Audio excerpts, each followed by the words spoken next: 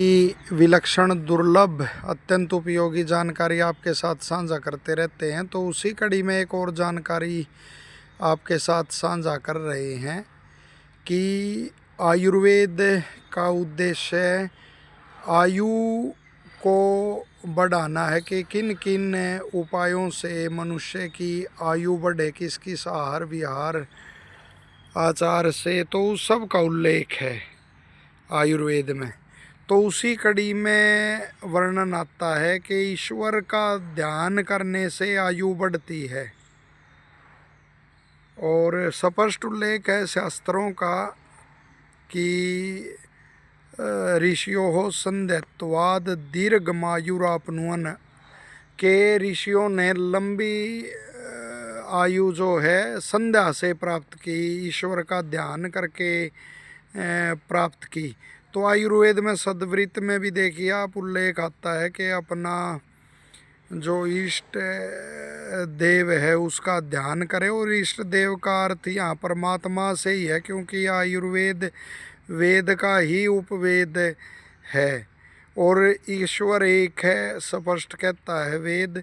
और गुण कर्म स्वभाव के अनुसार उसके अनेक नाम हैं, तो किसी भी एक नाम का ध्यान करना वो कल्याणकारी है वेदोक्त रीति से। बाद में जैसे वाम मार्ग का बौद्ध मत का भी प्रभाव रहा शास्त्रों पे, तो वो आयुर्वेद में उसका भी अलग अलग वो दिखता है प्रभाव। वरन इसका तात्पर्य यही है कि वो एक ईश्वर जो है उसका ही वो ध्यान करना चाहिए, और मुख्य नाम तो ईश्वर का ओम है शास्त्रों के अनुसार। और शिव नाम इसलिए है उसका क्योंकि वो कल्याणकारी है, इंद्र नाम इसलिए ऐश्वर्य शाली है, और बड़ा होने से उसका नाम ब्रह्म है, और सभी गणों का प्रजाओं का स्वामी होने से गणेश उसका नाम है, कण कण में व्याप्त होने से विष्णु नाम है उसका। तो इस तरह से उसके किसी एक नाम का भी ध्यान करना और ओम का ध्यान करना, गायत्री मंत्र में ईश्वर का जो स्वरूप है तो उसका ध्यान करना, ये कल्याणकारी हैं।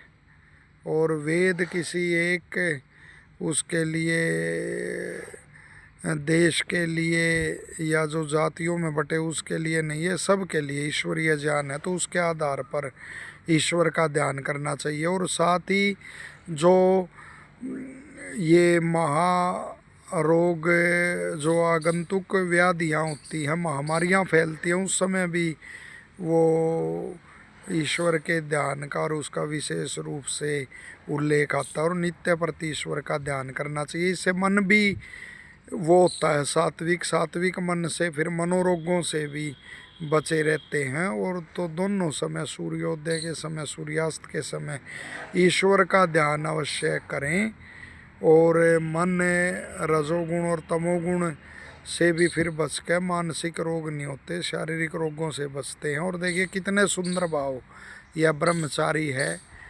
देव गुरुकुल सिंहपुरा रोहतक का।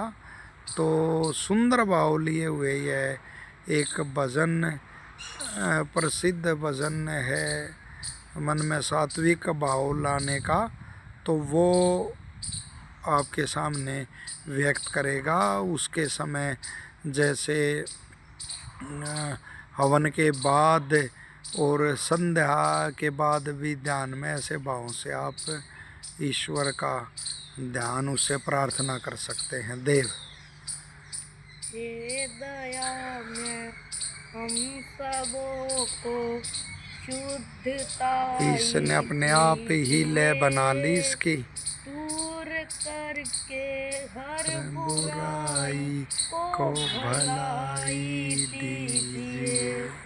ऐसी कृपा और अनुग्रह हम पे हो परमात्मा। वाह।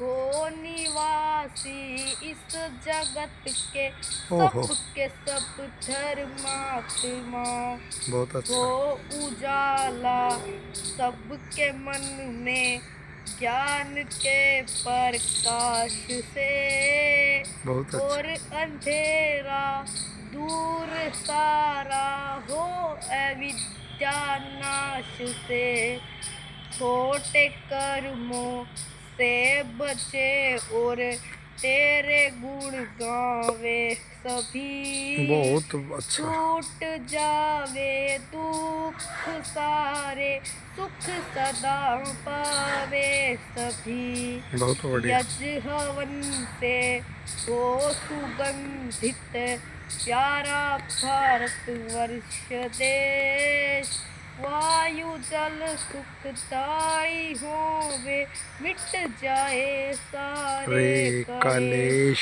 कामी क्रोधी और लोभी कोई भी हम में न हो, वाह। सर्व व्यासनों से बचे व्यसनों तज से देव बचे। भय और मोह को, वाह। हे दयामय वाह। हम सबों को शुद्धताई शुद्धताई दीजिए, दूर करके हर बुराई को भलाई दीजिए। धन्यवाद। वाह, बहुत सुंदर। देखिए इसने सुनाया। और सद्वृत्त का जो आयु बढ़ाने के लिए उल्लेख आयुर्वेद में, तो उसके मूल भाव को ये भजन लिए हुए हैं। तो इस प्रकार से ईश्वर का ध्यान करके और अपनी आयु को अवश्य बढ़ाएं। और भी इसके बहुत सारे लाभ होते हैं। सभी सुखी रहें। सभी को धन्यवाद, शुभकामनाएं।